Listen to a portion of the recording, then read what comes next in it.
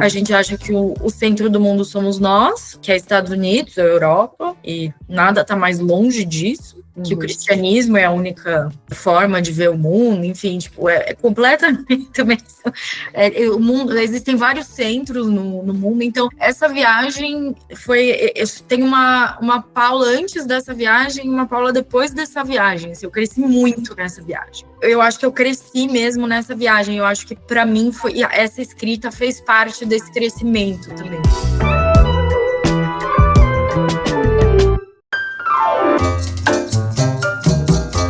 Oi! Essa temporada do Pós-Fácil Podcast é apoiada pela Livros e Livros, uma livraria independente que acredita, como a gente, no poder das histórias e da leitura para transformar o mundo. Quem apoia o Pós-Fácil concorre a livros selecionados por essa livraria e ainda tem cupom de 10% de desconto para compras no site livroselivros.com.br. Para saber mais, leia a descrição desse episódio. Com essa parceria, a Livros e Livros apoia o jornalismo cultural independente e o Pós-Fácil fortalece uma livraria local que tem compromisso com o acesso à literatura. Olá, pós-faceiras, pós-faceiros e pós-faceires. Eu sou a Stephanie Ceola e você está ouvindo o 6º episódio da 7ª temporada do Pós-Fácil Podcast.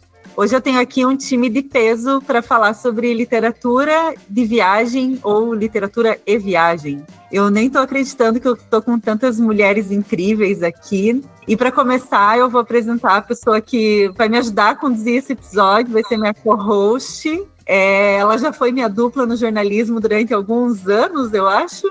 É uma grande amiga, a Gabriele Duarte da Silva. Gabi, seja bem-vinda. Muito obrigada, Stephanie. Estou muito contente de estar aqui com vocês hoje, com a Gaia, com a Paula também, que você já vai introduzir na sequência, sobretudo voltando ao Pós-Fácil para falar.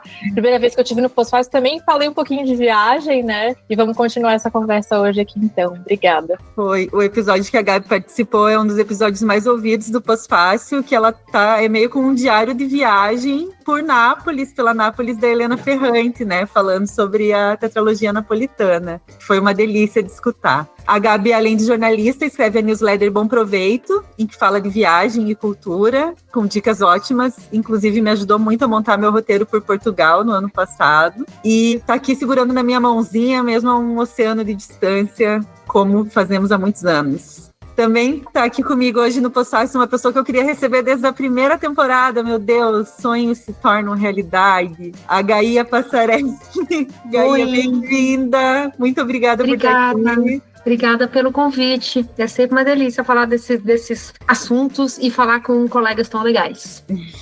A Gaia é escritora, editora, criadora das newsletters Tá Todo Mundo Tentando e Pauliceia. Passou por jornais, pela MTV Brasil e também é autora dos livros Mais Você Vai Sozinha e Tá Todo Mundo Tentando, Histórias para Ler na Cidade. Eu li teu livro ano passado, esse último, adorei, foi uma delícia, me senti viajando junto um pouquinho também. É um prazer imenso ter você aqui no Pós-Fácil. Opa, valeu. Obrigada pelo convite. E também temos aqui a Paula Carvalho, que é historiadora, jornalista, autora da newsletter Paulatinamente e organizadora do livro Direito à Vagabundagem, As Viagens de Isabelle Eberhardt. Paula, obrigada por estar aqui, bem-vinda. Obrigada pelo convite, Stephanie. Estar aqui com a Gaia, com a Gabriela. Está sendo muito legal estar com vocês.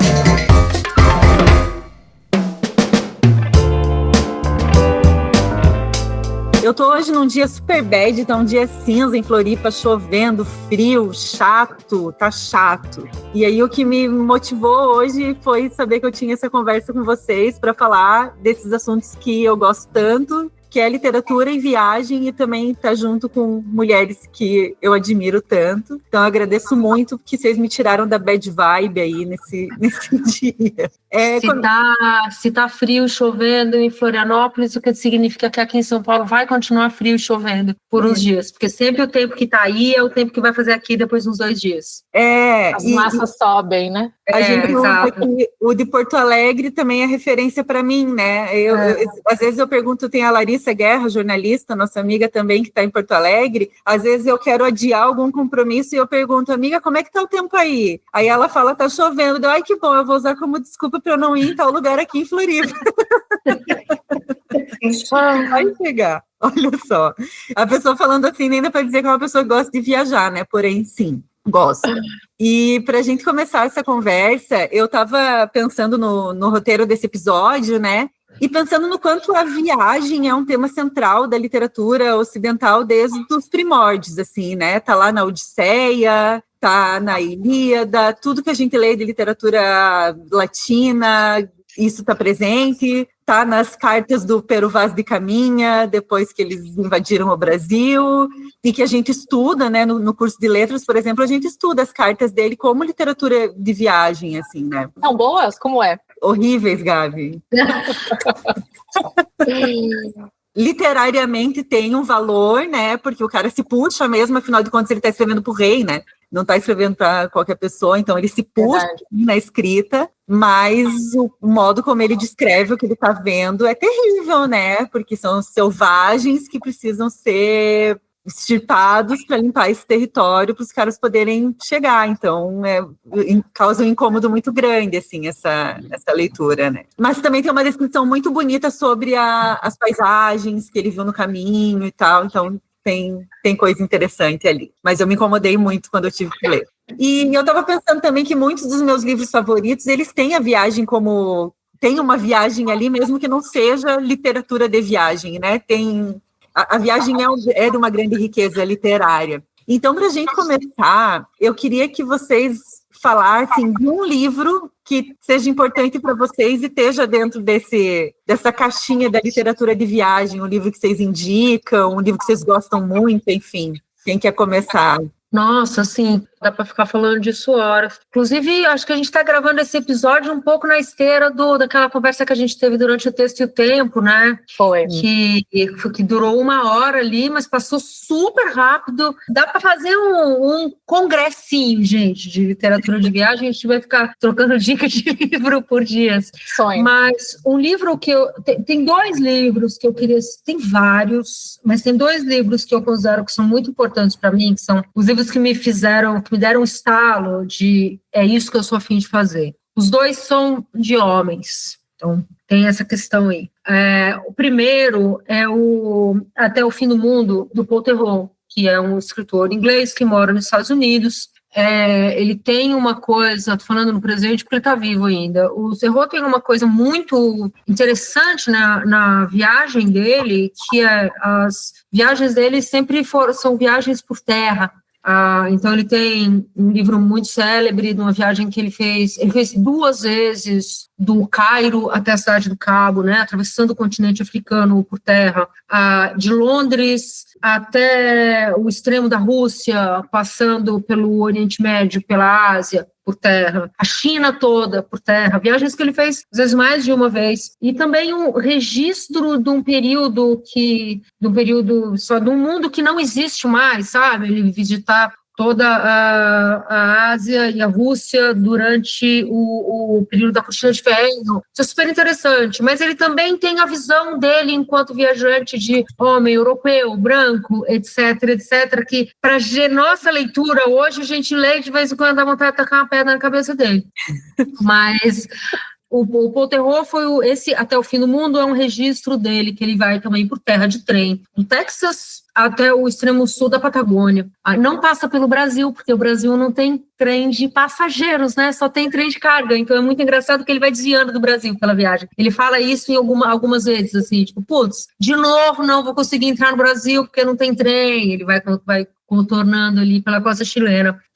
Mas esse foi um livro que eu li em casa e eu falei, caralho, bicho, é isso que eu sou a fim de fazer. Olha que foda o que esse cara tá fazendo, é isso que eu sou a fim de fazer. É claro que depois, quando eu fui fazer minhas viagens sozinhas, eu entendi muito rapidamente que, tipo, eu viajar enquanto mulher latina, solitária, totalmente diferente da experiência dele viajar enquanto homem inglês. Foi um aprendizado. E o outro livro, que é A Cook's Tour, do Anthony Bourdain, que no Brasil virou Em Busca do Prato Perfeito. O Anthony Bourdain também é um homem que tem suas questões aí, mas ele também nunca se colocou como um tipo de pessoa muito perfeita, assim, né? Era um cara que assumia muito os próprios defeitos, é uma coisa que eu vejo com simpatia, mas a narração dele de lugares e o deslumbre dele no encontro com as pessoas, sabe? Ele parecia sempre muito feliz, tipo, caralho, eu cheguei aqui nesse lugar do Vietnã e tô conhecendo essas pessoas que eu nunca imaginei. Ele fica sempre muito, muito contente, muito satisfeito. Isso foi uma coisa que eu também achei muito inspiradora.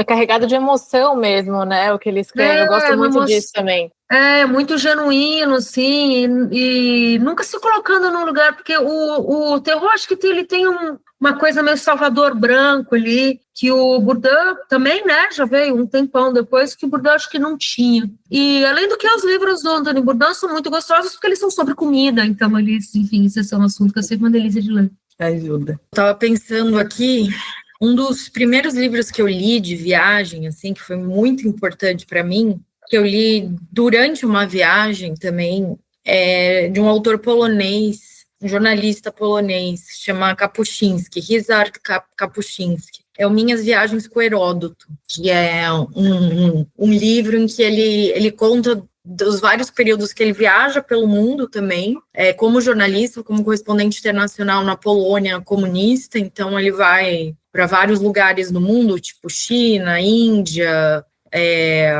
ele vai muito para a África também, depois ele vai publicar vários livros sobre a África também. E aí, no meio dessas viagens, ele leva os livros de história do Heródoto, que também não deixa de ser um livro de viagem, que é o livro, enfim, que cria ali a história, né?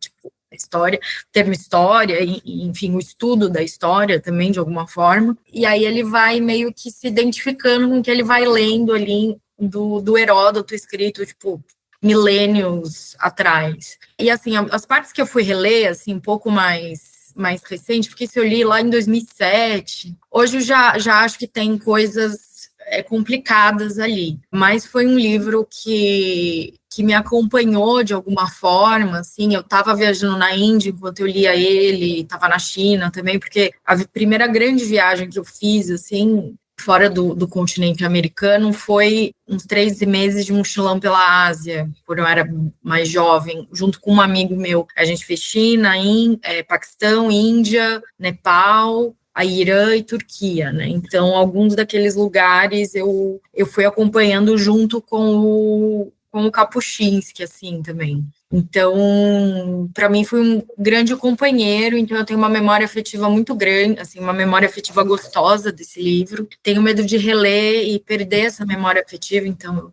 eu deixo ele lá. E mais recentemente, e depois eu soube de umas histórias, né, complicadas do Kapuscinski, na vida pessoal dele, enfim, como sempre existe. A gente tem que ficar tipo, mas eu gosto da obra, e agora? A separação, né? A famosa separação. Bom, enfim. Aí tem uma viajante mulher, bem recente, bem jovem, ela é só um ano mais velha que eu, que a norueguesa chama Erika Fetland, não sei se vocês já leram ela.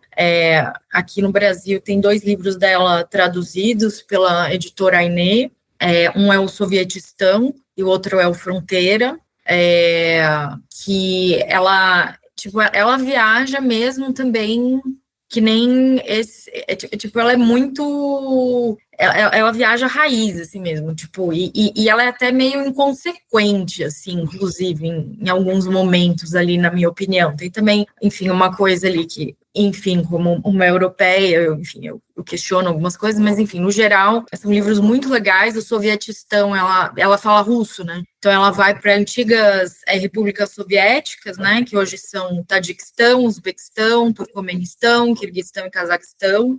Então, aí ela vai falando sobre a história desses lugares, a viagem dela, questões políticas, econômicas, e o Fronteira, que na verdade eu não consegui terminar de ler, porque ele é enorme, assim, enfim, tá aqui para eu retomar, que ela vai fazendo um périplo, assim, em torno da Rússia, assim, que a Rússia tem a maior fronteira do mundo, né, com vários países, então aí ela vai indo desde ali lá em cima no Ártico, e vai descendo, assim, China, enfim, vários países ali, volta para alguns dos estãos dela, que ela já tinha visitado, e fecha ali, e faz, tipo, um panorama dessa fronteira russa.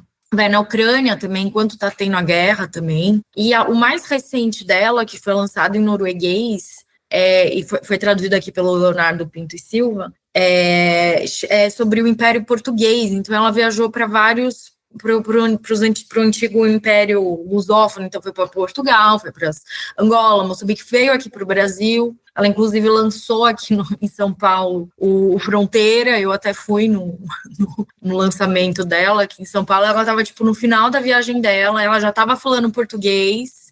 Não falou, mas já estava entendendo português, porque ela já sabia espanhol. E aí, como ela fala trocentas línguas, porque esses viajantes raiz, assim, falam trocentas línguas e se viram super bem. E aí, ela estava, tipo, já estava bem inserida, assim. Então, esse era um livro que eu estava esperando muito a tradução, mas eu não sei se virá. Muito legal. E tu, Gabi? Pois é, difícil, né? Mas eu vou começar, de certa forma, pelo meu começo, pensando até em quem não conhece muito do gênero, né? Porque eu me dei conta de que é um gênero, acho que ainda pouco, a literatura de viagem é um gênero ainda pouco disseminado, principalmente no público brasileiro. Assim, não sei se vocês têm essa mesma opinião, mas a minha comparação hoje, 6 anos e meio vivendo em Portugal e viajando bastante no ambiente europeu, é que essa, né, tá muito mais consolidado esse estilo, com livrarias especializadas, muito mais autores e público consumindo esse tipo de coisa. Para mim, é algo recente na minha vida, assim. E então eu vou começar falando exatamente do livro que me abriu o caminho para esse gênero, que é o M-Train, da Patti Smith. Adoro. Primeiro por ser ela, né? Maravilhosa. Inclusive... Olha lá. Ah, não acredito. Olha só, tá até a camiseta. Paula Veste. Paula Veste,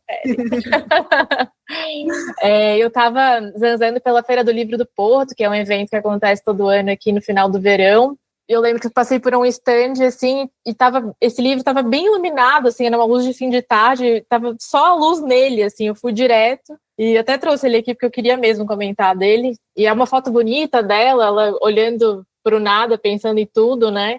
Do lado da câmera das Polaroids, que ilustra, é um livro muito bonito também, tem uma cartografia, assim, um estilo cartográfico, porque é um livro que fala sobre os lugares da vida dela, é um livro de memórias, autoficção, né? Mas é memória, sonho, enfim, muita coisa ela junta nisso aqui. É um livro também que tem muita musicalidade, né? Por ser ela e poesia e tudo mais. E aí digo que foi o começo da minha trajetória nesse gênero, porque ele é um livro, aqui em Portugal, publicado pela Quetzal, num selo que se chama Terra Incógnita, que publica várias coisas relacionadas à viagem. Acho que todos do Paul Theroux, Gaia, pelo que eu tô... Paul Theroux, não sei a pronúncia, Theroux, eu acho. Theroux, né? Mas eu falo, não sei, eu falo Theroux, mas não sei. Infelizmente não falo francês.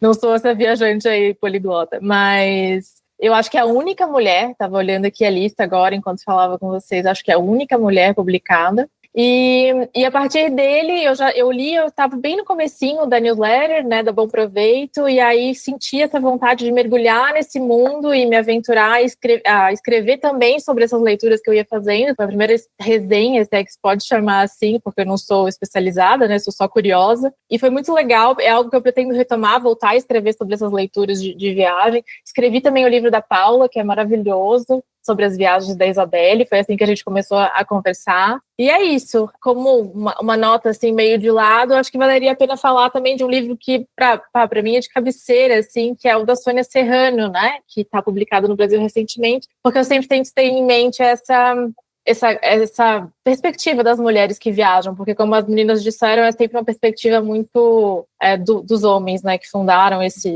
que saíram primeiro por aí, fundaram o estilo, e até hoje essa narrativa é muito ainda masculina, colonialista, né, então acho que é importante a gente sempre buscar ler o que outras de nós têm escrevido sobre as suas viagens. Uhum. Gabi, é muito curioso isso que você fala sobre o gênero não ser necessariamente visto como gênero, assim, né, a literatura de viagem, porque quando eu estava pensando nesse episódio e pensando em que livro que eu podia falar, eu não conseguia pensar nenhum livro que fosse de literatura de viagem, eu pensava em ficção. Mas eu tinha uma suspeita da sua sugestão, posso falar? Pode. Não sei se você leu, mas eu sempre associo a Stephanie ao Gabriel Garcia Marques. Stephanie é essa pessoa apaixonada pelo Gabo, né? E aí eu achei que você ia dizer, se é que você leu, o 12 Contos Peregrinos dele, né? Que tem essa mistura aí de viagens, não sei se você leu, mas é essa mistura de viagens, de experiências morando fora, viajando, esses vários tipos de viagem, né? Sempre com essa perspectiva dele, de um homem latino-americano, né? Vou te contar uma coisa muito curiosa. Eu nunca li 12 Contos Peregrinos, era o único livro do Gabriel Garcia Marques que eu não tinha e eu ganhei ontem de um amigo. Ontem. Gente, quanta sincronia! Estou com ele aqui na minha frente. Olha foi nele que eu pensei, sim, porque quando eu fui, eu já contei essa história no Pós-Fácil mais uma vez, eu vou contar bem rapidinho aqui, mas quando eu fiz 30 anos, eu fui para Colômbia e eu queria ir até Aracataca, que é a cidade em que ele nasceu. Então eu montei o meu roteiro de viagem para Colômbia com base nos livros dele, então, em vários, né? Então saí da autobiografia dele, principalmente, Viver para Contar. Mas, assim, o que estava em 100 anos de solidão que eu poderia visitar? O que estava no Amor nos Tempos do Cólera? Então, eu fiz uma releitura dos livros para entender que lugares eram aqueles, para que aqueles lugares entrassem no meu roteiro. E aí eu fiz essa viagem e foi... foi aquela coisa que aqui na América Latina a gente chama só de realismo, só realismo, não precisa chamar de realismo mágico, né? Porque...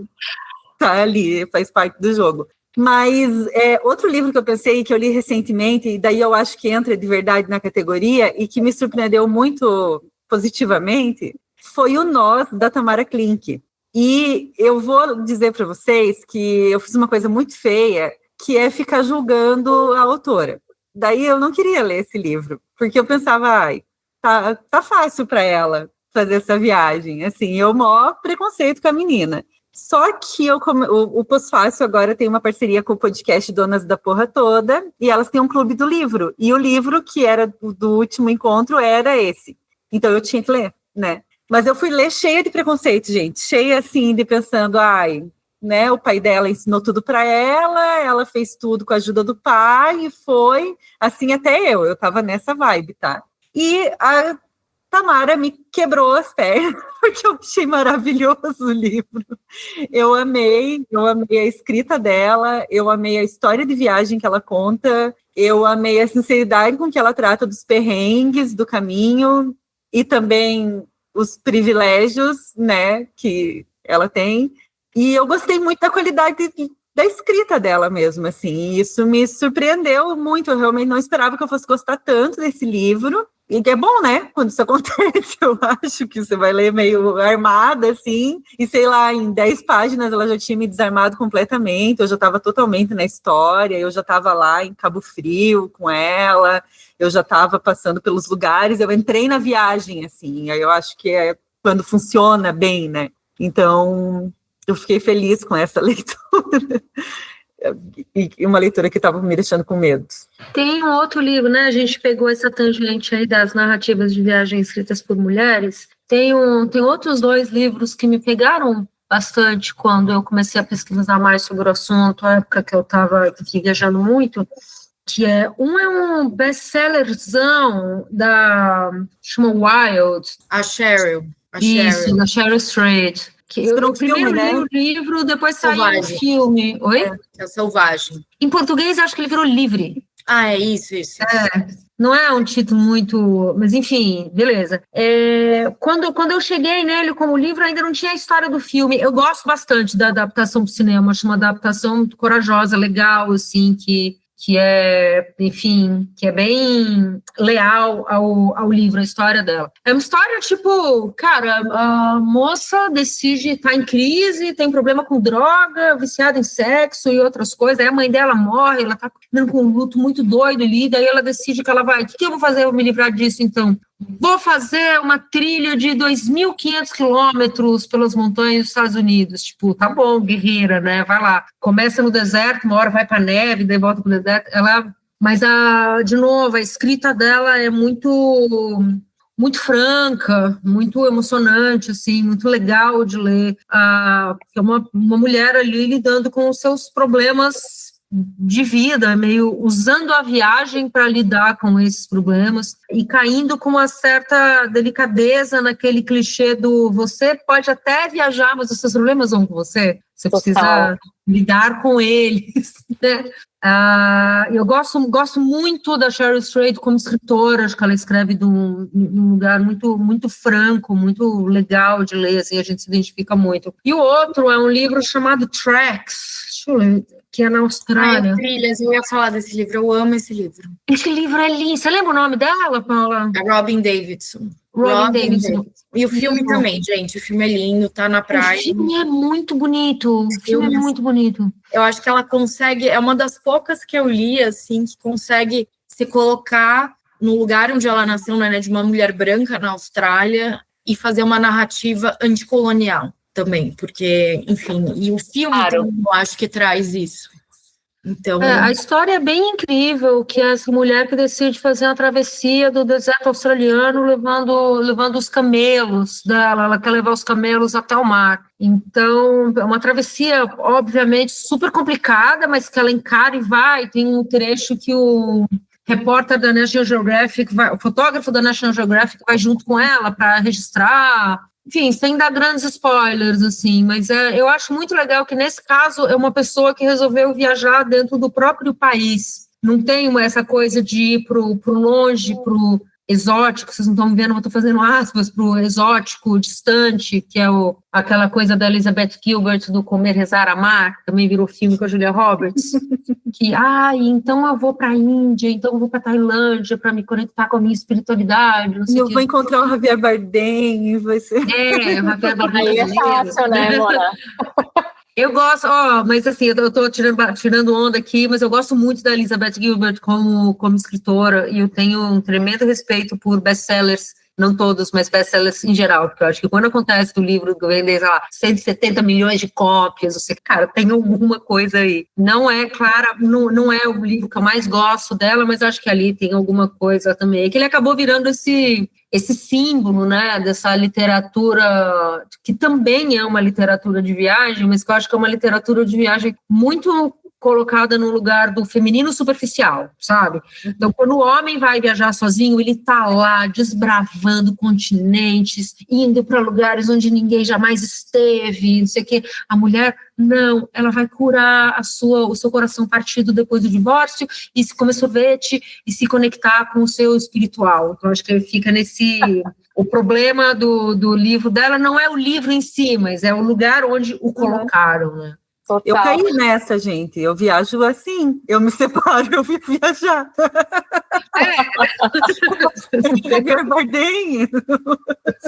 Quem disse, não era mulher, mas quem disse que era assim também, essas coisas de viagem de cura, era o Mário de Andrade, né? Eu li isso recentemente, assim, o anti-viajante, porque diz que ele não queria sair da Barra Funda, assim, ele odiava sair de casa, e quando ele ia, tinha essa intenção, assim, primeiro que ele só fazia viagem no Brasil, assim, se escreveu cartas para Tarsila para falar que ela era uma caipira em Paris, quando ela estava vivendo a sua temporada além-mar, e falando para ela voltar e viver no Brasil, e viajar no Brasil. E falo do Mário porque ele publicou, acho que foi no ano passado, mais ou menos por essa época, que eu acho que foi até durante a Flip, ou teve repercussão na Flip, o Turista Aprendiz, né, a nova edição. É uma reedição, na verdade, né? Ele já estava publicado e teve uma nova edição. E diz que ele era essa pessoa, assim, que quando viajava, quando se colocava fora do seu conforto ali, era nessa intenção de se curar de algo, assim. E eu estou muito curiosa, não sei se vocês já leram esse livro, mas eu estou bem curiosa para ler discos. A descrição também da Amazônia é muito rica por si só, assim, fiquei bem interessada. Tinha essa coisa do grupo esse grupo dos que ficou para a história como os modernistas ali da década de 20 em São Paulo, que se propuseram a viajar num período em que a elite cultural brasileira ia viajar para onde? Ia para a Europa, né? Ia para Paris, ia para Roma, ia fazer a tour europeia. Eles se propuseram a viajar pelo interior do Brasil, então ir para o norte das Minas Gerais, ir para o litoral do Nordeste brasileiro, ir para a região do Amazonas, muito numa intenção muito de desbravar também, que acho que é interessante, mas eles inevitavelmente trazem os seus... Putz, não é um preconceito, a palavra certa, mas eles têm muito um olhar ali de ver o brasileiro que é estranho para eles, mas de ver como uma imagem meio de bom selvagem, assim. Ai, olha que lindo esse Brasil diferente que a gente está aqui desbravando. Eles também não conseguem desligar muito disso. Então, acho que tem... Mas, assim, produtos de seu tempo, né? Em 22, teve uma retrospectiva da Semana de Arte Moderna bem extensa na Fiesp, ali na Avenida Paulista, com muitas obras de arte, etc., mas com muito material fotográfico também, das viagens do Mário de Andrade, são fotos muito antigas das viagens do Mário de Andrade pelo Amazonas, né? E eu não tinha essa imagem dele de ser um cara quase meio dandy, assim, ele com umas poses ótimas, com umas roupas ótimas, posando em canoa no Rio, sabe? Super, achei gostoso de ver, assim, ele parecia uma figura muito alto astral, mas eu nunca mergulhei muito nessa obra, assim. Inclusive o Macunaíma, grande livro de viagem, né? Porque percorre o continente, né? Não só o Brasil, assim, né? Você consegue ter, mas realmente uma visão muito estereotipada do outro, né? Isso, acho que é essa palavra que eu estava buscando, sim. Desculpa, Paula, te cortei. Não, é que o Mário estava ali dentro de um contexto, né, que, entre aspas, da descoberta do Brasil, né, inclusive a Semana de Arte Moderna, também os artistas vão estar com essa proposta, né, esse Brasil autêntico, entre aspas, e o Mário também vai ter um papel público importante. Então, ele também está fazendo essas viagens também de estudos para uma preservação da cultura brasileira que pode estar sumindo com o avanço, entre aspas, ali do progresso, né? Então, ele vai recolher muitas dessas histórias com sentido, assim, com histórias orais, né, os mitos e tal, que daí ele vai tirar o Macunaíma, que é uma Macunaíma, enfim, hoje tem toda uma crítica em torno disso, né, das populações indígenas, enfim, mas era com esse viés de fazer essa coleta de mitos, canções, histórias e tal, que supostamente sumiriam, porque esses povos e essas culturas também iam sumir com o avanço da modernidade ali, né? Também tem esse viés de preservação, tem um viés colonizador também muito claro ali, né, enfim, dentro do próprio Brasil, né, então o Mário faz parte disso também, né, mas trouxe é uma figura bem ambígua, mas tem muita sua importância ali. Mas eu também ainda não li esse livro, tá aqui na minha pilha, mas ainda não consegui ler. Para quem tiver a fim de mergulhar mais na obra do Mário, né, a gente chama de Andrade Mário, né, como se ele fosse tipo um brother, assim. A casa dele, na Barra Funda, acabou de ser restaurada para visitação, acabou de ser restaurada, acho que ano passado, e está aberta, tem uma programação cultural, assim, tem uma porção de coisas acontecendo, mas é uma casa super bonita, super fácil de chegar, e onde tem muito acervo de pesquisa dele, da vida dele, enfim, do que ele deixou, que dá para consultar. Ele tem esse ponto também muito importante de ter sido o nosso primeiro secretário de Cultura, ele que inventou a Secretaria de Cultura de São Paulo. Então, é uma figura com as suas, né, como todas as figuras históricas têm os seus lados mais interessantes, os seus lados mais complicados, que a gente vai analisando depois, mas ele deixou um legado muito importante para a cidade. Que dica boa essa, Gaia, da casa dele. Eu tenho uma pira com casa, eu adoro visitar a casa das outras pessoas em viagem, casa-museu, e se é casa de alguém que tem alguma relação com viagem, mais interessante ainda, né? Porque tu vê ali as viagens que a pessoa fez, com souvenirs, os livros que ela leu, eventual guia de viagem, né? Eu acho isso o máximo também. Outra figura da literatura que, enfim, que também tem as suas questões aí, mas que é um escritor que eu gosto muito, que também escreveu de viagem, é o Hemingway, né? E tem a casa dele para ser visitada em Cuba, com os gatos de 6 dedos que moram na casa, que é uma casa escritora que eu morro de vontade de visitar. Verdade. Eu lembrei que eu fui ano passado, quando eu fui para Portugal, a primeira parada foi a casa do Fernando Pessoa. Ah, que legal.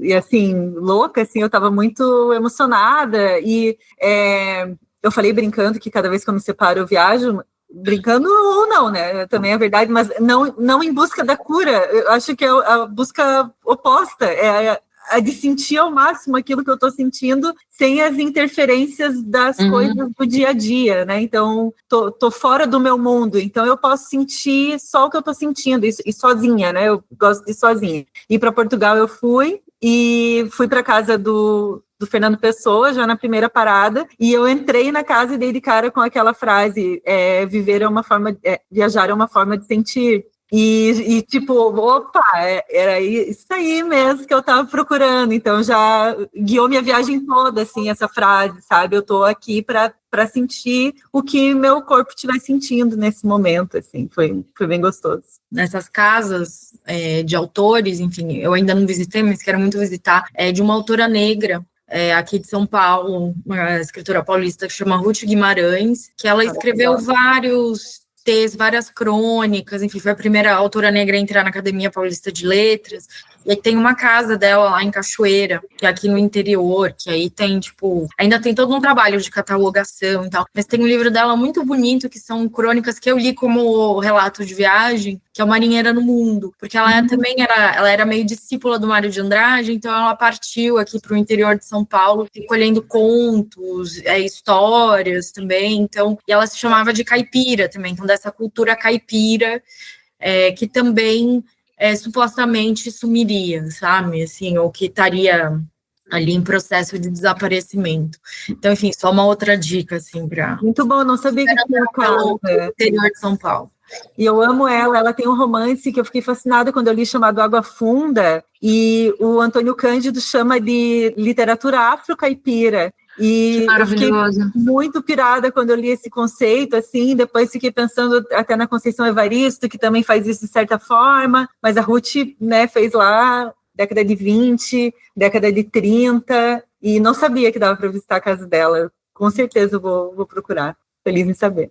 Eu ia comentar também dessa coisa que alguém falou há pouco a Stephanie falava mesmo do sentir, né, enquanto viaja. Eu gosto muito de narrativas de viagem que trazem essa questão dos sentimentos que a viagem podem aflorar, né, e conjugam isso com a paisagem de fora, com a paisagem de dentro, assim, uma leitura que pode ser um exemplo disso que eu gostei muito, foi da Annemarie Schwarzenbach, se eu estiver falando bem, que é o Todos os Caminhos Estão Abertos, que a Paula deu o nome para a mesa que a gente participou, né, sobre newsletters e viagens, que é uma viagem que ela faz com a Ella Maillart. Ela vai até em direção ao Oriente. Agora, estou na dúvida até o país que ela vai, porque no final ela bifurca, ela vai sozinha. Até o Afeganistão no livro, né? Mas aí depois ela segue sozinha, ou ela, enfim, elas têm um desentendimento, depois voltam a se encontrar, enfim. Ela vai para a Índia, ela continua da Pérsia para o Afeganistão, ela continua até o Irã, né? E aí depois ela vai encontrar ela lá na Índia, enfim. Perfeito, minha memória me abandonou. Ela tinha problemas com drogas também. Sim. A Marie. Verdade. E eu gostei muito do jeito que ela escreve sobre o que ela sente, sobre o que ela vê e o resultado desse encontro, né, desse cruzamento, assim. E foi também, depois eu fiquei sabendo por coincidência, que também foi o trabalho da Annemarie que motivou a Sônia Serrano a escrever o Mulheres Viajantes. Ela montou uma exposição em Lisboa, né, sobre o trabalho da Annemarie e pensou, cadê as mulheres, né, onde é que estão outras mulheres que viajam e que escrevem, e aí decidiu pesquisar e publicar sobre isso, enfim. E eu acho que é algo que eu até aproveito a perguntar para vocês, assim, eu não tenho muitas referências de homens que aliam esses dois aspectos nos seus relatos de viagem, assim, que se colocam nesse lugar de uma maior sensibilidade, assim, e acho que acaba sendo algo talvez mais, enfim, permitido ou esperado até, de certa forma, das mulheres, né, que viajam e que falam também sobre esse aspecto que surge no viajar, né? A gente está longe do nosso conforto, né? Literalmente fora da zona de conforto. Hoje em dia a viagem tem um quê muito de lazer, mas é muito perrengue também, né? E eu acho que aí que está a graça da coisa também. As boas histórias de viagem, elas têm os conflitos, né? Não é só deu tudo certo, me diverti, foi muito legal, mas também o que surge de um embate, seja com uma outra cultura, seja com uma sensação que surgiu e que a pessoa não estava à espera, né? E eu, até o pouco que eu li disso, eu só encontro isso nos livros de mulheres, assim, não sei se vocês compartilham dessa opinião. Acho que tem uma coisa na hora que você vai contar a viagem que Assim, você não quer ler um livro que a pessoa tá lá falando, ai, foi tudo tão legal, adorei, deu tudo super certo. Você pode até querer saber isso da sua amiga. Pô, você foi também naquele restaurante, foi massa, que bom, mas isso não dá uma história. Uma história precisa de um conflito para ser, precisa de uma fricção, né? Acontecer alguma coisa, precisa ter uma busca, precisa acontecer alguma coisa. Eu acho que a tradição literária escrita por homens, ela é muito ampla, porque ela começa, como a Stephanie estava falando agora no começo, ela começa lá atrás na Odisseia. São séculos de guerras e conquistas, e desbravamentos, e experiências, e não sei o quê.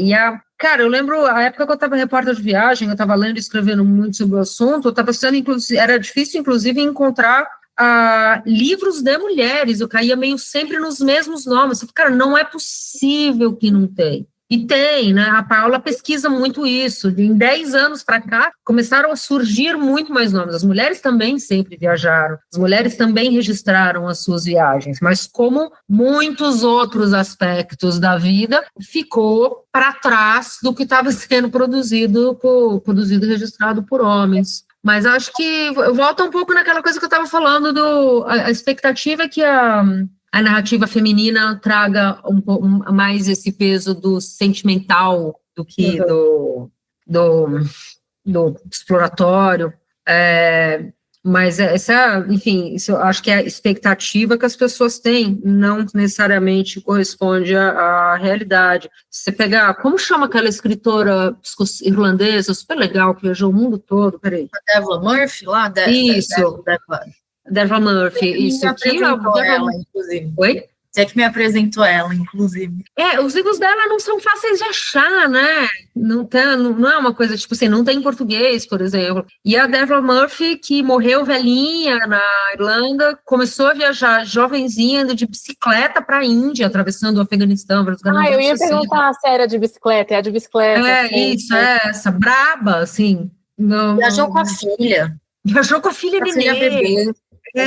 Viajava, estava nem aí. Uma pessoa raçuda, assim, e as narrativas de viagem dela não trazem esse aspecto da dificuldade de ser mulher, viajante, não sei o quê, trazem um aspecto muito político de como é ser uma pessoa europeia indo para, por exemplo, para Cuba ou para o Afeganistão ou para outras partes do mundo. Ela tem uma pessoa com um olhar para o social muito crítico, assim, e, enfim, passou a vida inteira fazendo. Ela tem uma fala ótima que, alguma entrevista com algum repórter perguntou para ela qual era a situação que ela tinha passado mais perigo na vida. Ela falou, olha, a única vez que eu sofri um acidente foi em casa, porque eu escorreguei, porque o gato passou correndo na minha frente e eu quebrei a perna. Fora isso. Tem essa ideia, né? As mulheres não podem sair de casa porque o mundo é muito inseguro, o mundo é muito perigoso. Então, a gente tem que ficar em casa porque em casa é seguro, sendo que a gente sabe que, sei lá, vou pesar um pouco o clima aqui, mas a gente sabe que o maior número de abusos sexuais que acontecem com mulheres e crianças, enfim, e meninos, né, enfim, é na própria casa, né? Não é tipo a gente andando na rua e tal. Claro que pode acontecer, mas assim, se às vezes você também tá em casa, você tá, na verdade, você pode também, né, agora pesando menos o clima, mas sei lá, lembrando o Gugu, que morava lá em Miami, foi trocar uma lâmpada, caiu da escada e morreu. Sim. A Tina Fey fala isso, numa conversa com a Gaia eu falei isso, eu gosto muito da Tina Fey também, viu, gente, enfim, atriz, diretora americana. Tem um livro que ela fala que ela tem uma cicatriz na boca, assim, e essa cicatriz surgiu quando ela era pequena, estava brincando no quintal da casa dela, vem um homem com uma navalha, com uma faca, do nada, e deu uma navalhada, assim, não navalhada, né, mas deu um corte na cara dela, assim, aí ela mesma fala, estar em casa não significa estar mais seguro, né? Então, assim, é um discurso muito para manter as mulheres domesticadas, né? E que voltou à tona em meses recentes, depois da morte trágica da brasileira lá na Juliana Marins, Juliana Marins da Indonésia. Voltou à tona essa conversa, tipo, mas ela estava sozinha, mas ela estava se colocando em perigo. Ela não estava sozinha. Se colocando em perigo? Sim, se você vai fazer esporte de aventura, trilha, montanha, vulcão, esse tipo de coisa, cara, claro, é mais perigoso do que atravessar a rua da sua casa. Mas Juliana não estava sozinha, Juliana contratou uma agência de viagem, estava em grupo, ela foi abandonada. Essa é uma outra. Aliás, o que deu essa história? Alguém ainda tá nada, né, por enquanto? Não deu nada, cara. O guia que era para estar com ela até agora não pôde voltar a trabalhar naquele lugar. Essa foi a última notícia que eu vi, mas é isso, uma mulher foi deixada sozinha, abandonada, depois sofreu uma queda por horas, dias, né? E aquele questionamento que sempre vale levantar, né? Se fosse um homem americano, teria sido deixado para trás. Branco, né? Ela era negra, né? Brasileira, já... Exato. Enfim. Se fosse um homem inglês, se fosse um homem francês, ele teria sido, ou o grupo ia ter ficado, porque o correto é o guia não pode abandonar a pessoa. Eu faço muito esporte, já fiz muita trilha, muito alpinismo, muita coisa aqui em São Paulo, no Brasil. Sempre tive a sensação de que as pessoas que estavam me guiando eram muito bem preparadas e disponíveis. Não consigo imaginar um guia brasileiro. Eu falei, então, você espera aí que a gente vai lá e depois a gente volta e fica aí. E ela caía, eu fico imaginando ela caindo, assim, tipo, dias, né? Não faz sentido nenhum. E, na verdade, ela só foram uns turistas espanhóis ou argentinos com um drone, viram elas e simplesmente deixaram ela para trás, assim. Então, assim, enfim, me pega muito também essa história, por N razões. Acho que todas nós, assim, mas assim, depois, esse tipo de crítica que vem na internet depois, assim, é mais absurdo ainda. É o que, a história já é totalmente trágica, né, você já vai ficar, enfim, com o coração aflito pelo que aconteceu com ela, mas aí você vai vendo a repercussão, as pessoas, mas ela estava sozinha, mas quem mandou sair de casa, enfim... Quando ela só estava vivendo, né? Simplesmente vivendo, no sentido mais da palavra, assim. E até fui fazer algo que me deixou mais triste ainda, depois que foi olhar a página das redes sociais dela e tal, né? Ela estava escrevendo várias coisas, assim, sobre descobertas, né? Que, poxa, compartilhando ali com amigos, familiares e consolidando aquela memória, né? Ampliando toda aquela vivência, que é muito... Quando a gente escreve sobre isso, é muito isso, né? Para mim, pelo menos, de consolidar aquela memória e ampliar, assim, né, tornar aquilo um acontecimento ainda maior. E ela parecia que estava muito feliz, né, muito contente, realizada de estar ali, sim, pelas legendas no Instagram, assim, eu fiquei mesmo muito, muito tocada também. As fotos dela de redes sociais, ela tá sempre muito sorridente, com os braços abertos, parecendo muito realizada, né. Parecendo pensando mesmo, pô, que legal, tô aqui do outro lado do mundo realizando um sonho, enfim. Gabi, mas é tão legal você trazer isso, porque era uma coisa que eu queria perguntar para vocês, assim, por que vocês escrevem sobre isso? Por que a gente registra essas viagens, sabe? E a Gabi falou isso, do consolidar a memória, né? Acho que é uma boa razão compartilhar com as pessoas aquilo que vocês viveram, ou que outras pessoas viveram, enfim. O que motiva, assim, essa escrita sobre viagens? Putz, para ser super franca, eu não viajo mais já tem um tempo, estou aqui falando com vocês sobre isso, me penetra. Já viajei muito, já viajei bem menos que várias pessoas, mais que outras, mas o meu livro de 2016, Mas Você Vai Sozinha, que é uma seleção breve de histórias de viagem, histórias reais, ele aconteceu meio sem querer, assim, na real eu queria muito escrever um livro e esse era o assunto que estava na mão, mas também vinha de uma vontade minha, de alguma forma, participar dessa tradição literária que eu acompanho, sabe? Incluir nisso de alguma forma, muito mais do que eu quero que seja um livro inspirador para mulheres que também são a fim de viajar. Isso é uma coisa que na real pintou depois, conforme o livro foi repercutindo, as pessoas foram falando dele, foram me perguntando sobre. Mas ele não foi escrito com essa intenção do mostrado, putz, é possível. Se ele mostra que é possível, legal, é um ganho. Mas eu queria mais... Puta, por que a gente escreve, né? Isso já é Outra pergunta, por que a gente tem vontade de se expressar através da palavra escrita? Por que a gente quer registrar as nossas vivências, as nossas histórias? Mas eu acho que eu queria mostrar que eu podia fazer parte daquilo que eu vinha lendo com o Poteau, com o Baudin e com outros. Olha, eu daqui de São Paulo, Brasil, mulher brasileira nos anos 2010, também posso fazer parte disso de alguma forma. Acho que é um desejo que vem meio daí. Gabi, Paula. Olha, eu não sei, eu nunca publiquei nada, né, de livro de viagem. De vez em quando eu realmente escrevi durante esse mochilão aí que eu fiz pela Ásia. Esse é até um livro que que a minha mãe e a minha irmã compilaram e criaram um livro só para mim, assim, que a gente, para autoconsumir, minha mãe fica me cobrando. E aí, você vai publicar quando? Você vai publicar quando? Mas eu tenho uma certa vergonha, assim, porque era eu muito jovem, escrevendo no Yahoo Groups, assim, tipo, não era nem Yahoo Groups, assim, o Skype estava começando, então, assim, e eu escrevi porque eu ia ficar muito tempo fora, e eu não conhecia ninguém que tinha viajado para aqueles lugares, e a gente tem visões muito estereotipadas desses lugares. A gente acha que o centro do mundo somos nós, que é Estados Unidos, a Europa, e nada está mais longe disso, que o cristianismo é a única forma de ver o mundo, enfim, tipo, é completamente também.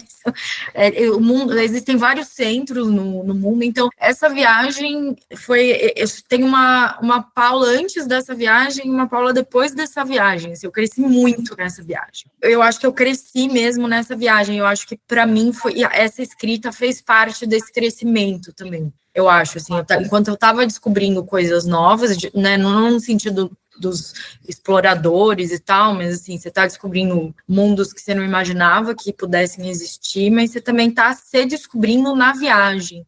E aí eu descobri a minha melhor versão de mim, assim, que eu acho, assim, até criei agora em retrospecto eu crio essa visão bem romântica, idealizada de quem eu sou viajando. E quando eu voltei também, eu gostei muito de voltar também. Eu me senti uma pessoa muito melhor. Sempre que eu volto desse tipo de viagem, eu me sinto uma pessoa muito melhor, assim, mais realizada, que nem a Juliana estava lá viajando, assim, eu vejo as fotos dessas viagens, depois de outras que eu fiz para lugares que eu queria muito ir, eu estou muito feliz.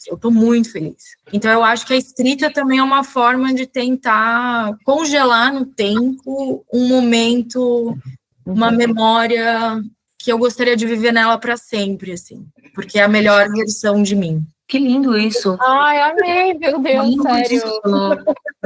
Me lembrei de um saudades dessa Paula. Sim.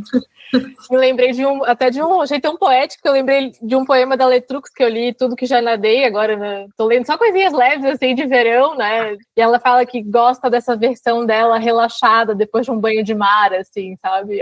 É um livro que tem tudo relacionado ao mar, assim, e eu também gosto dessa versão minha quando está viajando, assim, e é tão bom, né, quando a gente sente isso, assim. Que bonito, você Paula, tem que estar muito presente, eu ficava muito presente, a gente perde a noção do tempo, eu não me olho no espelho, de repente, tipo, você não se importa se você tá feia, se você tá bonita, sabe, sei lá, assim, todas essas convenções. Claro, tem as convenções dos lugares que a gente segue, mas essas convenções, para mim, eu esqueço delas, assim, principalmente no lugar onde eu tô. Sei lá, eu tava uma semana no Egito, fiquei uma semana no Cairo, enfim, e eu já tinha esquecido, assim, eu tava usando creme ao invés de shampoo por 5 dias seguidos, só depois eu fui perceber, meu cabelo tava manhaca. Só que, assim, você não isso é tão pequeno perto de tudo aquilo que você está vivendo que você esquece, né? Então, eu acho que eu gosto. A viagem sempre. Esse tipo de viagem, né? Não estou falando aquela coisa de grandes turismos e tal, enfim, que também tem um papel que eu também gosto muito de fazer, não estou aqui para ficar criticando isso, mas tem um papel ali de te dar outra perspectiva também dos seus problemas. Eu acho que por isso que a gente viaja também quando está com problema. Eu, pelo menos.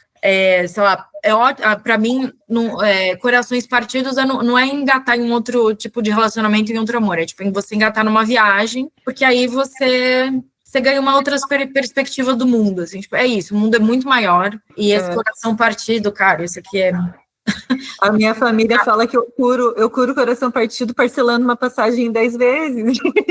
Aí, quando você tem uma dívida, você tem outra coisa para se preocupar também. Eu conheço várias outras pessoas que também se curam, entre aspas, né? Com viajando, né? Tem um momento de afogar as mágoas, mas quem tem dinheiro tem um momento também de viajar as mágoas. viajar as mágoas um pouquinho. Levar as mágoas para viajar. Nossa, amei. E eu lembrei de uma coisa bem rapidinha, Paula, sei que você tem que ir, mas quando eu fui para o Peru, eu fui lá, né, queria ir até Machu Picchu e tal, fui sozinha para Cusco. Eu tenho bronquite, asma, tudo que vocês podem pensar. E eu fui sozinha. E no primeiro dia que eu cheguei em Cusco, eu, obviamente, passei muito mal com falta de ar, como acontece com quase todo mundo, mas eu ficava pensando, que merda eu tenho na minha cabeça, o que eu vim fazer aqui sozinha, vai me dar um treco, eu vou parar no hospital, eu não tenho o que fazer, eu sou uma louca. E no hostel que eu fiquei, felizmente, era uma casa de uma família que foi muito cuidadosa e me colocaram num quarto com tubo de oxigênio. Enfim, foi uma coisa meio complicada, mas não precisei ir para o hospital. E isso que vocês falaram dos guias também, né? Então, e falaram para mim, ó, guarda 2 dias aí para você só aprender a respirar, gata. Não tem o que você fazer. Aprende a respirar e deu. E eu, caralho, né? Preciso aprender a respirar. No momento que eu estava mega ansiosa no trabalho, no jornal, aquela coisa. E eu tive que me concentrar só para respirar durante muitos dias. Isso foi muita coisa. E num dos passeios, num dos sítios arqueológicos mais altos ali, eu fiz uma coisa muito legal. Eu estava com o guia e tinha 2 grupos, né? Um grupo que tinha gente da minha idade e tal, e um grupo de idosos. E eu não conseguia acompanhar o grupo da minha idade. Eu não conseguia. E aí eu cheguei para o guia e falei, será que eu posso ir junto com o grupo de idosos? Qualquer coisa a gente finge que eu estou aqui te ajudando se pegar mal. Mas não era só porque se eu fosse devagar, eu conseguiria. E ele, claro, e ele me deixou e eu fiz todo o passeio com esse grupo de idosos. Até tinha um casalzinho aqui de Floripa, ainda coincidência, e eu fiquei junto com eles. E no fim, acabei fazendo todos os passeios, fui até Machu Picchu com eles, fiz tudo com o grupo de idosos. Foi maravilhoso, recomendo muito passeios com o grupo de idosos. E assim, porque eles tinham um respeito pelo próprio corpo que eu estava precisando ter com o meu naquele momento. Eu não sabia. Os limites, né? Conhecem os limites próprios. E aí eu aprendi, e eles me olhavam e diziam, agora a gente vai sentar e você vai ficar respirando um pouquinho, tá? Tá, agora eu vou sentar e eu vou ficar só respirando um pouquinho. Agora você vai tomar um chá de coca para tua dor de cabeça passar. Tá bom, eu vou tomar um chá de coca. Foi uma viagem maravilhosa, uma experiência incrível. E o que eu tenho para lembrar, e foi um sonho realizado, conhecer a Machu Picchu e tal, mas o que eu tenho para lembrar foi aquele momento da minha vida em que eu aprendi a respirar. É a minha grande memória dessa viagem. Isso é uma ótima história para escrever. Sim. Ô, Stephanie, lá um xamã te consolou também, que a Gaia tem essa história, né, no livro da... Tem. Não me consolou. Não? Se eu tivesse a oportunidade de chorar no colo do xamã... Não. Eu fui para Machu Picchu 2 vezes. Uma foi uma viagem muito triste, porque eu estava, assim, triste numas, né? Viajar é sempre bom, sem fazer classe média problems aqui. Foi uma viagem a trabalho, mas eu estava vindo de uma separação muito difícil, eu estava emocionalmente muito abalada, assim. Sabe quando você está muito triste, você não consegue desligar disso, sabe? Qualquer curva que você faz, você lembra da sua tristeza, você não está conseguindo deixar a tristeza para trás. E era uma tristeza que já estava me acompanhando, sei lá, há muitos meses, assim. Então teve esse momento que a equipe de filmagem do pessoal com quem eu estava gravando me colocou para fazer uma consulta ali com o xamã, que ia fazer uma leitura das folhas de coca, e eu simplesmente desmontei no colo dele. Quando eu vejo, eu estou meio abraçada com o xamã, assoando o nariz da roupa dele, né? Bem triste. Alguns anos depois, eu voltei para Machu Picchu. 2, 3 anos depois, eu voltei para Machu Picchu, também numa viagem de trabalho, mas dessa vez com um grupo de amigos, outros repórteres de viagem, uma viagem que foi meio uma lavada de alma, assim, porque foi uma viagem muito feliz. Na primeira, eu fui para Machu Picchu, tava uma puta de uma chuva, Machu Picchu tava lotado, não conseguia, só via, turistas chineses com capas de chuvas coloridas, assim. Passei super mal de falta de ar, como você, Stephanie, como é que chama? Não é Corote o nome? Sorote, uma montanha. Passei super mal. E essa segunda viagem eu já sabia que eu ia passar mal, então eu consegui me programar um pouquinho, eu já sabia como ia ser, né? E a gente só pegou o tempo bom, Machu Picchu estava vazio, a gente fez a trilha até aquela montanha vizinha mais alta, de onde tem tipo uma puta de uma vista. Foi uma super lavada de alma, assim. Eu não costumo reler livros que eu já li, um pouco numa pegada de... Tem tanto livro para ler, né? Vou ler um livro de novo, vou ler um outro. Mas com viagem não tenho isso. Acho que voltar para algum lugar é sempre muito legal. E porque o tipo de turismo que se pratica hoje em dia é um turismo muito expresso, né? Tipo, o quanto dá para conhecer um lugar tipo Machu Picchu em, sei lá, você fica um dia, onde você não vê nada. Uhum. E as pessoas, acho que esse é um dos motivos que eu fui me afastando da escrita de viagem depois, porque eu comecei... Primeiro que eu fui pintando uma necessidade na minha vida de estar em São Paulo e estar prestando atenção em outras coisas. Tudo bem. Segundo que os próprios veículos, revistas de viagem foram fechando, né? Foi tendo menos espaço para vender pauta, que o jornalismo de viagem foi sendo substituído por canal de YouTube, enfim... Fazer vídeo não era muito meu lance, então... Mas também porque eu fui criando uma crítica em relação ao próprio modo como a gente viaja, sabe? Tipo, cara, não sei o quanto eu sou afim de fazer parte disso, de ficar falando de viagem nesse lugar, porque a indústria do turismo é uma das maiores indústrias do mundo, e é uma indústria muito nociva, muito nociva. Acho que ela está ali no mesmo grau do fast fashion.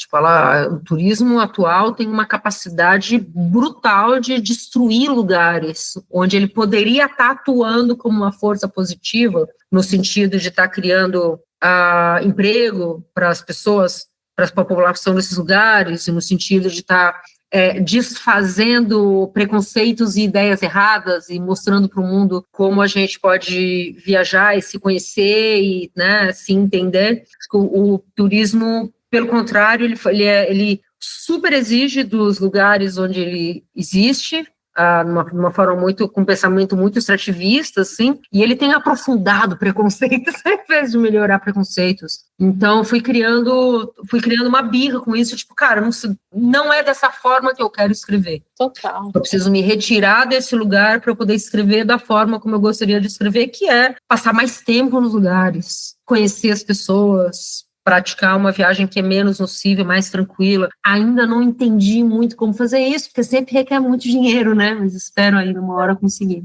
Acho que passa justamente por escrever, né, como oposição ao vídeo, porque o vídeo, o audiovisual como um todo, eu acho que ele contribui um pouco porque, primeiro que hoje em dia é tudo, né, autocentrado, né, a selfie, o ir num lugar só para fazer a selfie, voltar e se arriscar horrores por uma selfie, etc. Acho que quando a gente escreve e tem a sorte de ter pessoas que leem, e ter a sorte de conseguir instigar a imaginação, que o audiovisual entrega pronto, né? Você estraga a surpresa de alguém que está pesquisando sobre determinado destino, às vezes. O meu companheiro, ele faz questão de não pesquisar nada de imagem, inclusive, sobre o lugar. Eu acho isso o máximo, eu não consigo. Eu sou mais curiosa e, às vezes, estrago as minhas surpresas. Eu acho que, nesse sentido, o escrever e fazer com que a pessoa tenha vontade de ir por conta própria, descobrir por conta própria, fazer os seus achados, acho que abre caminho para a contramão dessa crítica que eu assino embaixo da Gaia, que é ter tempo de ficar mais num lugar, conhecer pessoas, optar por turismo de base comunitária, né? Ter ali as experiências que, nesse sentido, a América Latina dá um banho, né? As experiências que a Stephanie comentava há pouco, por exemplo, de dormir na casa de uma pessoa ali, com todo o cuidado, com oxigênio e tal. Eu também tenho esse problema, assim, de certa forma, eu me questiono eticamente, né? O que eu escrevo, como eu escrevo e como as pessoas recebem isso sobre uma indústria que pode ser tão nociva, mas, por outro lado, eu também tento ter essa preocupação de ser uma viajante melhor, uma turista melhor, não tem questão com viajante com turista, acho que, em certa medida, somos um pouco dos dois, e de tentar inspirar as pessoas a viajarem de outras formas. Agora, concordo, está cada vez mais difícil, porque está cada vez mais caro viajar. Está cada vez mais caro viajar, para a gente é muito caro, né? O período que eu estava viajando muito como repórter de viagem foi um período que o dólar estava... enfim, a gente estava no momento do Brasil próspero ali, o brasileiro estava viajando para caralho, então Então, a gente era muito convidado para ir para os lugares, porque o brasileiro era visto como aquele turista que gasta dinheiro. Então, deu para aproveitar bem, foi um momento muito legal. Mas o mundo mudou muito, né, de lá para cá. E isso aí, foi muito importante participar de várias viagens, de várias press trips e de vários modelos diferentes de viagem para também entendendo onde estava o meu desconforto, sabe? Putz, não é assim que eu quero viajar. Mas uma coisa muito importante também foi perceber que esse modelo de viagem não permite que eu conte histórias. Eu não tenho história para contar depois quando volto. Porque tá bom, eu fui para um lugar ali, eu vi um monte de hotel, eu vi um monte de restaurante. Bacana, nada contra hotel e restaurante. Pelo contrário. Mas assim, depois eu volto, eu não tenho o que contar, porque eu sinto que eu não conhecia o lugar, eu conheci um monte de hotel e restaurante, eu não conhecia um país, um povo, uma cidade, uma cultura. Conheci pratos de comida, hall de hotel. Isso eu não tenho o que contar, então fui ficando um pouco foi um incômodo que eu tive que ir desfazendo de alguma forma, até uma hora que eu começar a falar, não, eu falei, cara, não posso topar, porque depois eu vou fazer a viagem com vocês, e na volta eu não tenho o que entregar, porque não tem mais revista, e isso não cabe no meu blog, né? Daí eu comecei a fazer a última vez que eu viajei, faz tempo, hein? A última vez que eu viajei sozinha para escrever foi uma viagem de 1 mês que eu fiz sozinha para a Patagônia em 2017. E daí foi uma viagem totalmente nos meus termos. Essa história tá Todo Mundo Tentando, que é meu segundo livro. Foi uma viagem de 2017. O lance foi, eu programei uma viagem para mim totalmente no instinto, assim, tipo, vou viajar! Comprei a passagem e fui. Porque depois de anos de viagem, de experiências de viagens tão controladas, eu queria apenas fazer um mochilão solitário e fui. E eu cheguei em Ushuaia, que é a capital da Patagônia chilena, no último dia da temporada. Tipo, tava todo mundo indo embora. E aí eu falando pro cara, do dono do Airbnb lá, que tava me hospedando, tipo, mas eu tô pensando em ficar um tempo a mais, e daí eu posso ficar com o quarto, daí eu meio te pago por fora, ele ficar um tempo a mais? Como assim? Não, eu tô indo embora daqui 3 dias, você tem que ir também. Acabou o tempo. Tchau, querida. Vaza. Eu tipo, mas será que eu consigo encontrar um outro lugar? Ele, não, você não pesquisou antes, não tem nada, vai acabar a temporada, as pessoas vão vazar. Esse é o período que os hostels, as pousadas, até os restaurantes fecham para fazer suas reformas, para liderar suas equipes. Eu fiquei lá uns dias, mas no final deu tudo super certo, acabei indo para vários outros lugares na própria Patagônia, mas é isso, rende boas histórias, né? Se tivesse dado essa história tudo me marcou certo. muito, porque aí o cara teve horrores ali também, né? Tipo, não, então tu vai fazer o que dá para fazer nesse tempo. Ele foi super legal, porque ele acabou me convencendo a fazer seu Pedro, ele acabou me convencendo a fazer uma coisa que era atravessar o canal de barco para ir para a Patagônia chilena e fazer a travessia dos fiordes de navio cargueiro, que era uma coisa que eu já sabia que existia, estava na cabeça, mas eu não sabia muito como fazer, porque eu não tinha feito uma pesquisa aprofundada, assim. E ele era, enfim, um argentino mais velho que queria ir embora para encontrar a família que morava em outra cidade, mas ele ficou meio emocionado com a minha história, que ele falou, cara, eu fiz isso na juventude, foi super legal, então vai fazer. Daí eu acordava para tomar café da manhã e ele tinha meio aberto mapas na mesa da cozinha, ficava me mostrando, olha, você vai chegar aqui, daí você vai vir para cá, e você vai fazer isso, vai fazer aquilo, como se fosse meio a filha dele que ele estava ajudando, assim. Muito legal, mas todas as experiências que eu tive viajando, tem isso, assim, uma hora eu parei de viajar para Europa e Estados Unidos e comecei a viajar muito pela América Latina, por vários motivos, e absolutamente todas as experiências que eu tive viajando entre México e Argentina foram super legais, porque tem um coleguismo muito, muito bom, assim, tudo bem que a gente sempre tem essa questão da barreira da língua, né, entre o português e o espanhol, mas eu me senti absolutamente bem recebida e querida, e uma curiosidade positiva, assim, em todos os lugares. Uma hora eu dei meio uma desencanada, tipo, tudo bem, né? Não é, por que ir para a Europa? Para a Europa, porque a Europa é demais em vários aspectos, mas por que a gente vai antes para a Europa e depois para a Cidade do México, sabe? Por que a gente vai antes para a Europa e depois para Cusco, depois para Colômbia, depois a gente tem lugares absolutamente maravilhosos para conhecer aqui na América Latina e que são, em todos os aspectos, são muito importantes até para a gente entender melhor o nosso próprio Brasil. Então, enfim, fiquei meio numa militância dessa coisa de viajar pela América Latina. E a gente viajar também na própria né? cidade, né, Gaia? Desculpa, Stephanie. Muito. Viajar também na própria cidade, né? Tem tanta coisa ao redor da gente, ainda mais numa cidade como São Paulo, como está inserida, é um mundo, né? Literalmente um mundo. São Paulo dá para literalmente viajar dentro da própria cidade, mesmo porque é muito grande, né? Se eu vou para o extremo sul de São Paulo, eu vou para outro pedaço, onde inclusive se fala de um outro jeito. Essa coisa do sotaque paulistano que as pessoas gostam de imitar na internet é o sotaque de um pedacinho de São Paulo, meio Faria Limer ali, que existe, mas a grande maioria de São Paulo não tem absolutamente nada a ver com aquilo. Então, é bom de lembrar. Total. E a Pauliceia, a tua newsletter, ela dá muita vontade de viajar por São Paulo, assim, muito... Esse projeto começou meio sem querer, assim, eu precisava inventar alguma coisa a mais para colocar na newsletter e falar, roteiro cultural da cidade, que é meio um clichê, assim, mas... clichê não é necessariamente uma coisa negativa, né? Alguns clichês são clichês porque são bons. Mas o meu guia também é um guia muito de uma região pequena de São Paulo, assim. Ele é muito focado no centro da cidade, nas coisas que eu vejo, onde eu moro. Eu nem me proponho a fazer um guia da cidade toda. Quando eu vou fazer quando eu publico de vez em quando guias de outras partes de São Paulo, tipo, um tempo atrás saiu um guia de Ipiranga. Chamei uma pessoa do bairro de Ipiranga para fazer, porque, tipo, não sei o que indicar.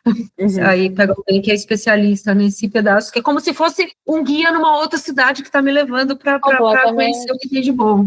Um local, né? Hoje em dia as pessoas querem dicas locais e com razão mesmo, né? Quem vive tem muito mais conhecimento para passar e eu acho que a Gaia faz muito bem isso, não só nesse aspecto de chamar pessoas e tal, quanto num aspecto um pouco mais espinhoso, principalmente para o público brasileiro, que é o desembolsar dinheiro para pagar uma newsletter, para pagar por informação de qualidade, né? Porque eu tenho pensado muito sobre isso, inclusive voltando ao que a gente falava antes, da forma com que se viaja hoje, né? Quando eu criei a Bom Proveito, eu criei, e preciso até reformular aquela parte geral de apresentação, porque falo de dicas, né? Eu acho que eu acabei, com o passar do tempo, dando poucas dicas e fui para um lado mais ensaístico, mais de reflexão, né?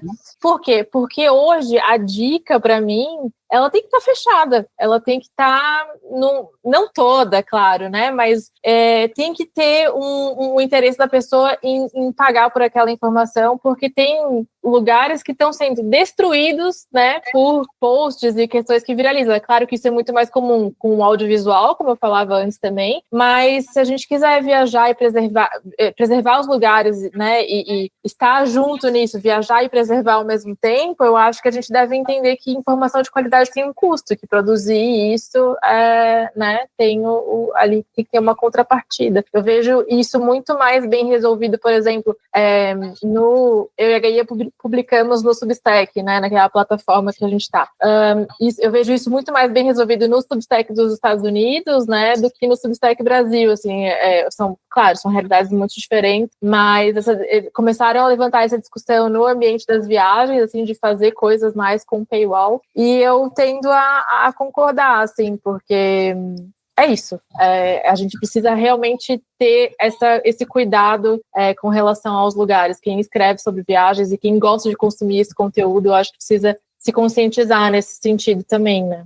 É uma questão, é um nó que eu meio não sei como, eu não tenho uma proposta para desatar, sabe? Porque, por um lado, assim, todo mundo tem o direito de viajar, né? E que bom que as pessoas estão tendo as suas oportunidades de viajar e ir para os lugares. Quem sou eu para virar para alguém e falar, não, você não pode ir para tal lugar? Porque, assim, viajar é uma coisa que, sobre praticamente qualquer aspecto, melhora as pessoas. A questão é como as viagens, como a indústria do turismo se organizou, né? A gente achou que coisas como o Airbnb iam ser boas, né? E tá aí se mostrando uma parada super nociva. Então, como escrever sobre isso sem cair numa militância que também vai afastar as pessoas?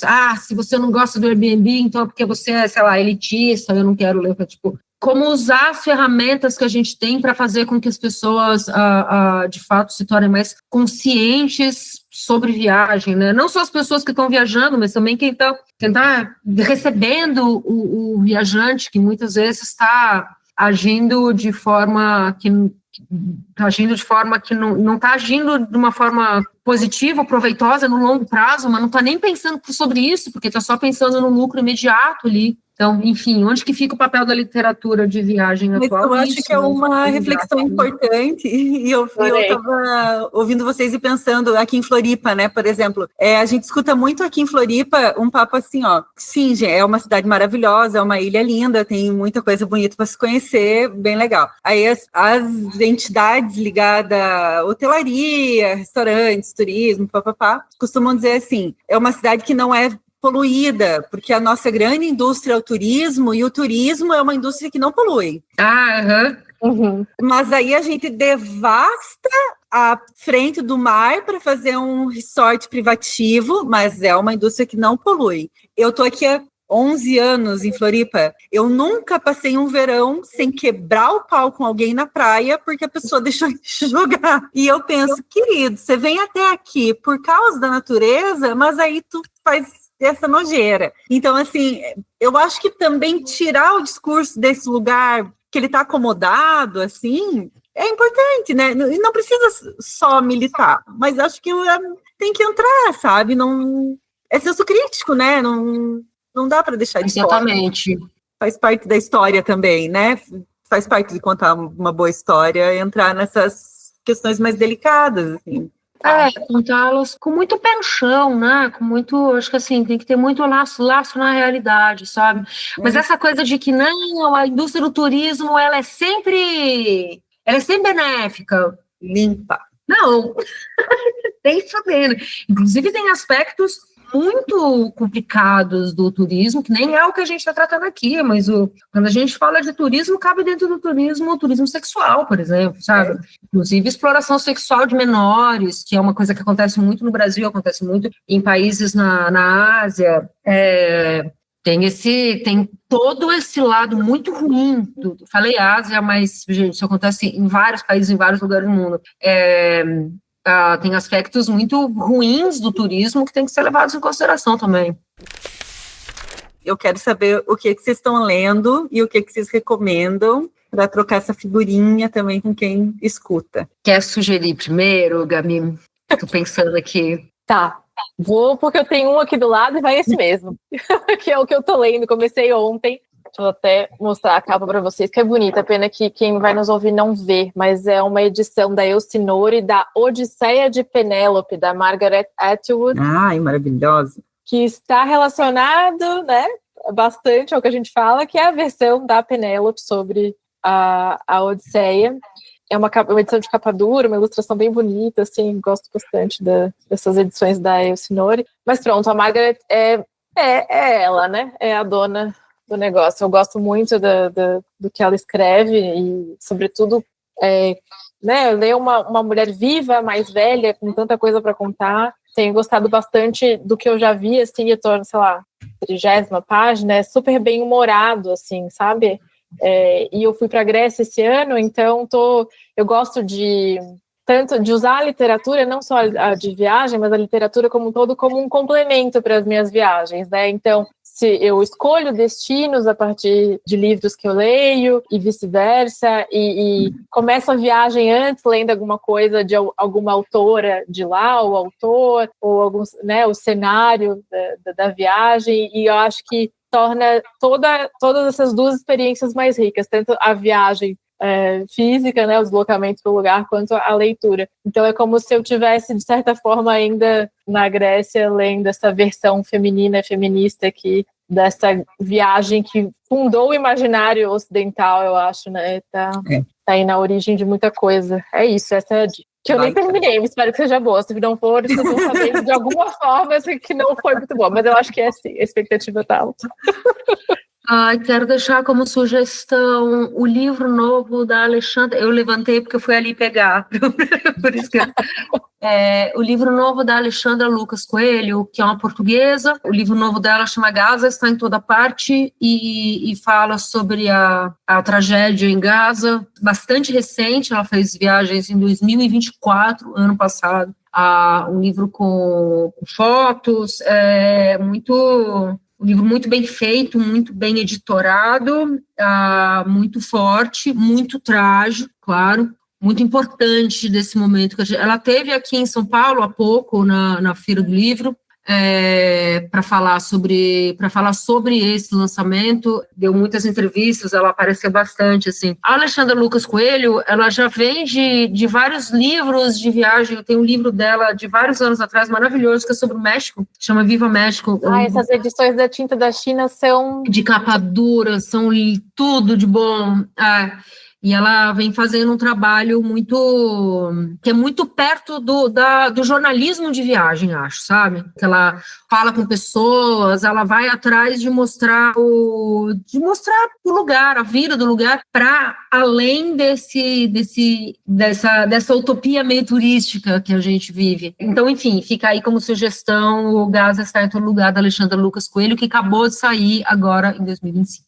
Muito bom. Adorei, muito bom. Pois Portugal tem uma tradição, eu até ia comentar isso, que tem uma tradição, assim, de certa forma, de literatura de viagem, né, e acontece aqui, por exemplo, o Festival Literatura em Viagem, acontece aqui do lado onde eu estou, no Porto, na verdade, em Matosinhos. Então, eu fui descobrir isso recentemente, assim, eu acho que eles têm trabalhado isso mais, esse turismo literário também, parece que eles divulgaram bem fortemente o governo de Portugal na Flip e tudo mais, e até aproveitando aqui para vender meu peixe também, se alguém tiver interesse em vir para Portugal e arredores, eu desenho roteiros de viagem e com esse foco, inclusive, quem gosta de ler, quem gosta de visitar a livraria. Achei graça numa entrevista que eu ouvi uma vez com a Gaia. Nossa, fui para tal lugar, mas fiquei pouco tempo, nem conheci a cidade, não consegui nem numa livraria. Tipo, o parâmetro dela de conhecer a cidade, tem que ir numa livraria. E é isso, para mim também, tem que ir numa livraria. E não é na Lelo, não é na mais conhecida, é em outra.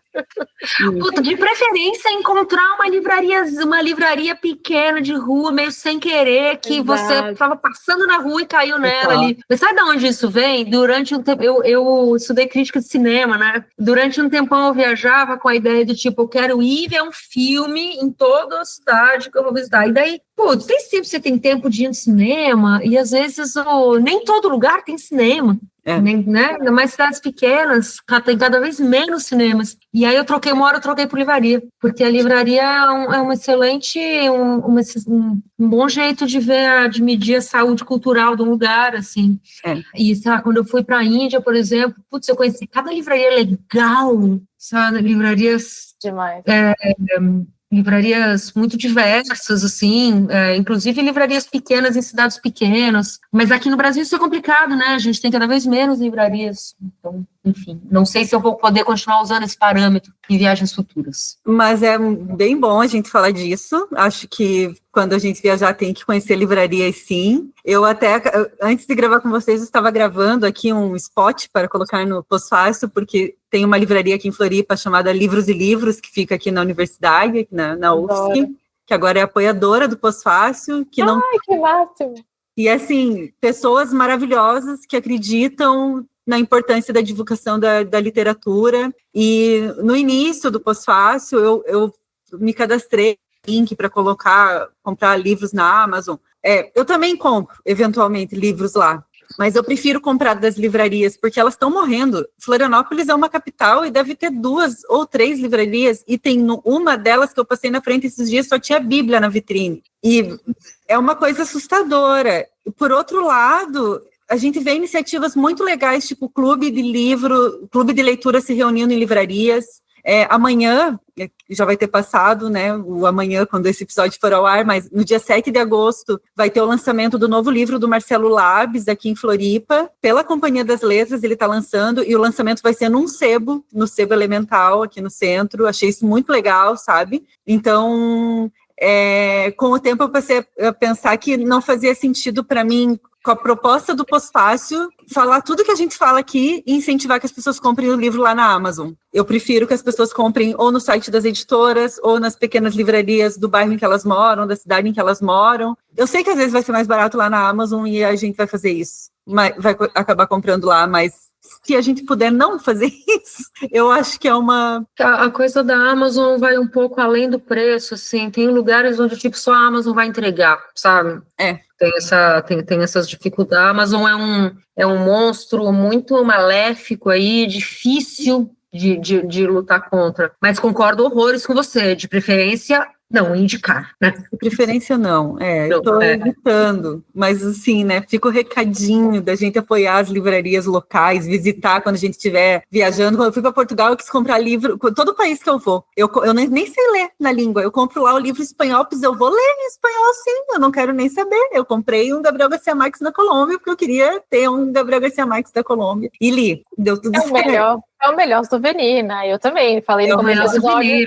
Eu não leio em francês, não falo francês, não sei nem falar Paul Theroux, mas comprei a Annie Ernaux quando também estive na França. Mas, dica de viagem, eu também faço como vocês, você sempre compra o livro em viagem, mandar pelo correio. Você compra e manda pro correio para você mesmo. Quando sair, você não precisa ficar carregando na viagem, quando você chegar em casa, ele já chegou, e aí você não corre risco, porque é livro pesado, né? Você não corre risco de ter que pagar excesso de bagagem depois. Principalmente quem viaja com low cost, que é o meu caso, viajo de mochila, Ryanair e etc. Aí realmente tem que ser. Às vezes no low cost é isso, é meia dúzia de livros que você tem dentro da sua mala de mão que vai ficar super pesado e vai virar dezenas de euros. Exato. Manda pelo correio, vai chegar direitinho. Quando eu estava na Índia, eu mandei uma caixona de livros para mim, o correio indiano é super eficiente, assim.